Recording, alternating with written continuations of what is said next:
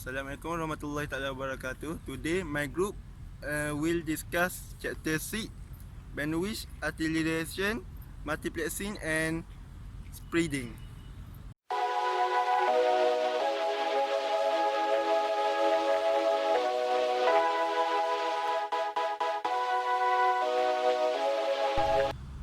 Bandwidth utilization is the wise use of available bandwidth to achieve specific goal. Efficiency can be achieved by multiplexing, for example, sharing of the bandwidth between multiple users. Whenever the bandwidth of a medium linking to device is greater than the bandwidth need of the device, the link can be shared. Multiplexing is the set of techniques that allow the simultaneous transmission of multiple signal across the signal data link. As data and telecommunication use increase, so does traffic. Category of multiplexing. Multiplexing divided by three aspects. First is frequency division multiplexing. Second, wavelet division multiplexing, and time division multiplexing.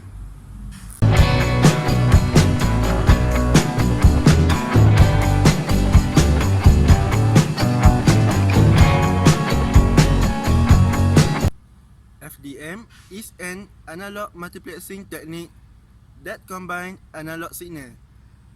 It uses the concept of modulation.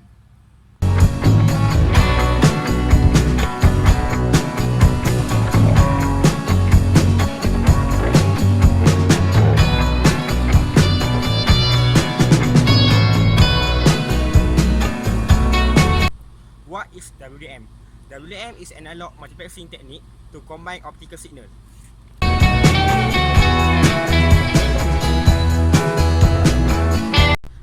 Meanwhile, what is TDM? TDM is a digital multiplexing technique for combining several low-rate digital channels into one high-rate one.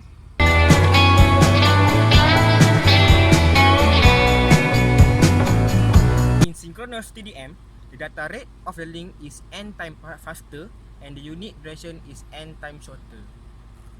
Interleaving. The process of taking a group of bits called each input line for multiplexing is called interleaving. We interleave bit formula 1 minus n from each input onto one output.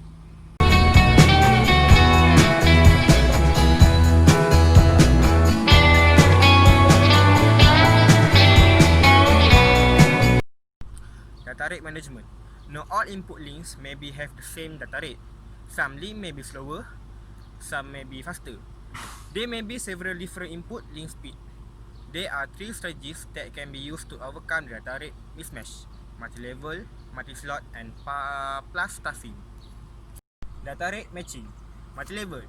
Used when the data rate of the input link are multiple of each other.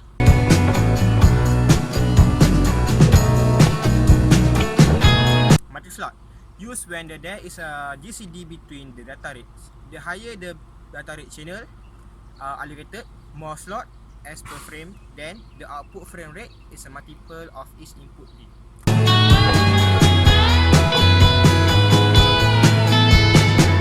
Pass stuffing. Used when there is no GCD between the link. The slowest speed link will be brought up to the speed of other links by its inflation. This is called plus stuffing.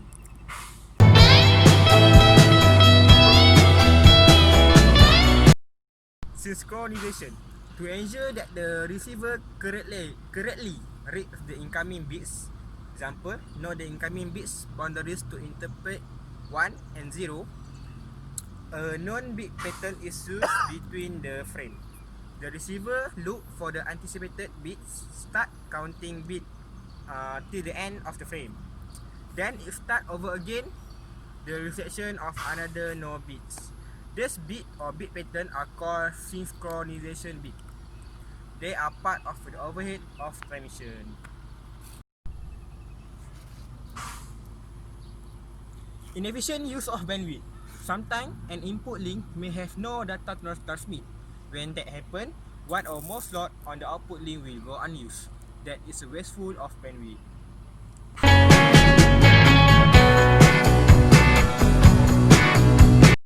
What is spread spectrum? In spread spectrum, we combine signal from different sources to fit into a larger bandwidth, but our goal are to prevent eavesdropping and jamming. To achieve this goal, spread spectrum technique add redundancy. Spectrum, a signal that occupies a bandwidth of B is spread out to occupy a bandwidth of B. Number 2, all signals are spread to occupy the same bandwidth B. Number 3, signals are spread with different code so that they can be separated at the receiver. Number 4, signals can be spread in the frequency domain or in the time domain.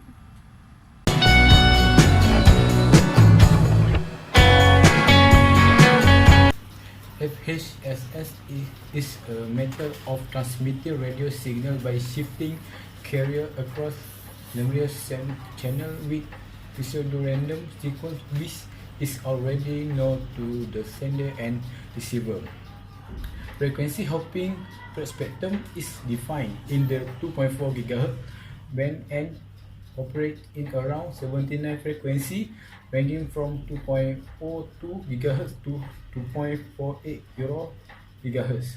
Every frequency is GFSK modulated with channel width of 1 MHz and rate defined as 1 Mbps and 2 Mbps respectively.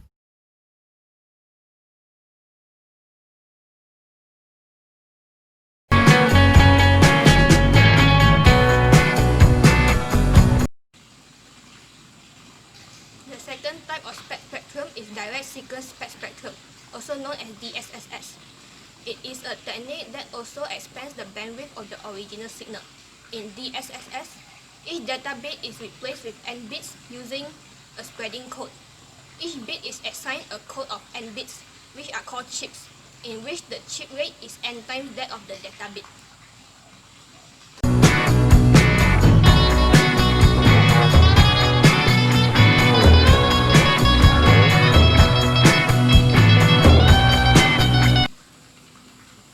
For example, assume that a sequence used in a wireless local area network has a sequence where n is 11. If the original signal rate is n and the chip rate is 11, the rate of the spread signal is 11n. This means that the required bandwidth for the spread signal is 11 times larger than the bandwidth of the original signal. Bandwidth can be shared in DSSS if a special type of sequence is used. This sequence code must allow the combining and separating of spread signals. However, if the sequence code does not allow combining and separating, the bandwidth cannot be shared.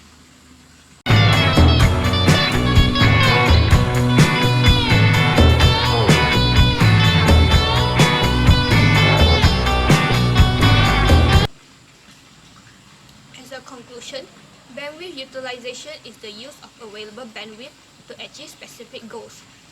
The three multiplexing techniques are frequency division multiplexing, wavelength division multiplexing, and time division multiplexing. Multiplexing boosts efficiency.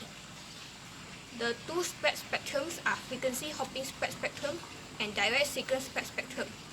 Spread spectrums boost privacy and anti-jamming. That is all for our group. Thank you.